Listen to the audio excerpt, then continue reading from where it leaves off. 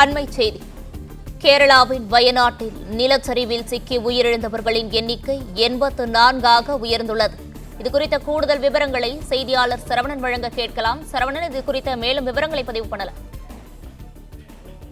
வயநாடை சுற்றி இருக்கக்கூடிய பல்வேறு பகுதிகளில் நிலச்சரிவில் பாதிப்பு ஏற்பட்டு இன்னும் பலர் உயிரிழந்திருக்கக்கூடும் என அஞ்சப்படும் நிலையில இதுல வரை உயிரிழப்புகளுடைய எண்ணிக்கை 84 என்று அதிகாரப்பூர்வமாக அறிவிக்கப்பட்டிருக்கிறது. 84 பேர் உயிரிழந்ததாக அறிவிக்கப்பட்டிருக்கக்கூடிய நிலையில் சற்று முன்புதான் அம்மாநிலத்தினுடைய சுகாதாரத்துறை அமைச்சர் வீனா ஜார்ஜ் 73 பேருடைய சடலங்கள் மீட்கப்பட்டு பல்வேறு மருத்துவமனைகளில் வைக்கப்பட்டிருப்பதாகவும் உயிரிழந்தவர்களுடைய சடலங்களை அடையாளம் காணக்கூடிய பணி நடைபெற்று வருவதாகவும் தெரிவித்திருந்தார். இந்த நிலையில் அம்மாநில அரசு ஒரு கட்டுப்பாட்டு மையத்தை அமைத்திருக்கிறது, அவசரகால கட்டுப்பாட்டு மையத்தை அமைத்திருக்கிறது. அதற்கான உதவி எண்களையும் ஏற்கனவே அறிவித்திருந்தார்கள். அந்த கட்டுப்பாட்டு மையத்திற்கு வந்த தகவலின்படி இதுவரை 84 பேர் உயிரிழந்திருக்கிறார்கள் என்று தெரிவிக்கப்பட்டிருக்கிறது.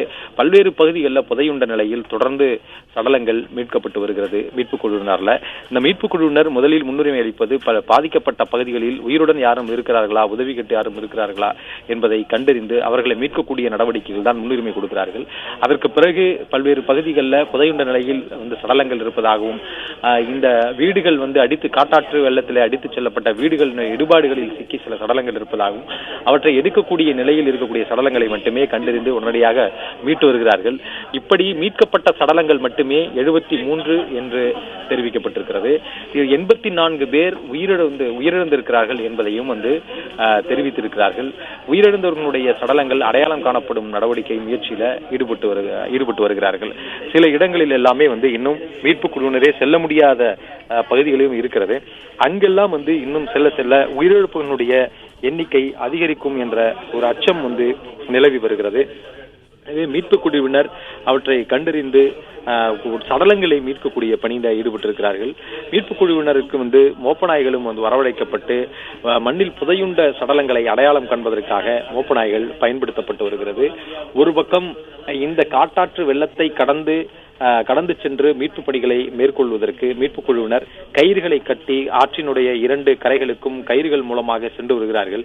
சடலங்களை மீட்டு அந்த காட்டாற்று வெள்ளத்தில் கொண்டு வர முடியாது என்பதனால அந்த கயிறுகளில் சடலங்கள் கட்டப்பட்டு மற்றொரு கரையில் இருந்து மீட்பு குழுவினரால் மீட்கப்பட்டு வருகிறது. அதே போன்று கை கால்கள் உடைந்து முழுவதுமாக பாதிக்கப்பட்டு உயிர் மட்டுமே எஞ்சி இருக்கக்கூடிய நிலையில் பலரை மீட்பதாகவும் அவர்களையும் இது போன்று பாதுகாப்பாக கயிறுகளில் கட்டிதான் மற்றொரு கரைக்கு கொண்டு வருகிறார்கள். அவர்கள் உடனடியாக அவர்களை கொண்டு செல்வதற்கு ஆம்புலன்ஸ் வாகனங்களும் கொண்டு நிறுத்தப்பட்டிருக்கிறது.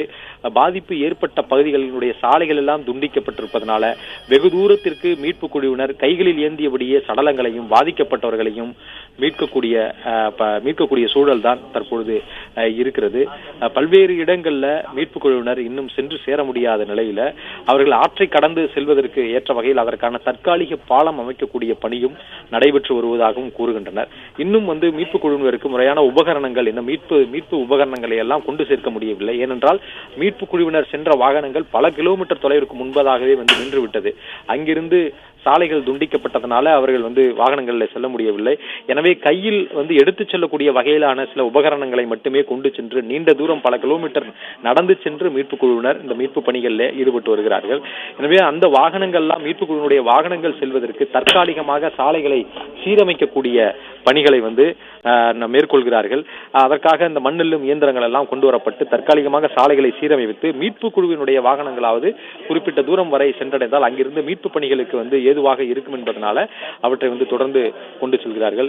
தொடர்ந்து இதுவரை 200க்கும் மேற்பட்டோர் இதுவரை மீட்கப்பட்டு உயிருடன் மீட்கப்பட்டு அவர்கள் அங்கங்கே மருத்துவ முகாம்களில் தங்க வைக்கப்பட்டிருப்பதாகவும் தற்காலிக மருத்துவ முகாம்கள் இதற்காக ஏற்படுத்தப்பட்டு போதுமான மருத்துவ உபகரணங்களும் மருந்துகளும் அங்கே கொண்டு செல்வதற்கான உரிய நடவடிக்கை எடுக்கப்பட்டிருப்பதாகவும் கேரள மாநிலத்தினுடைய சுகாதாரத்துறை அமைச்சர் வீனா ஜார்ஜ் தெரிவித்திருக்கிறார்.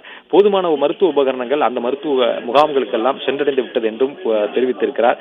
தற்காலிக மருத்துவ முகாம்கள் கூடுதலாக தேவைப்படும் பட்சத்தில் ஏற்படுத்தப்பட்டு வருவதாகவும் தெரிவித்திருக்கிறார். அதே வேளையில் கேரளாவில் இந்த ஒரு பேரிடர் சம்பவம் நிகழ்ந்ததை அடுத்து 2 நாட்கள் அம்மாநில அரசு துக்கம் அனுசரிப்பதாகவும் அறிவித்திருக்கிறது.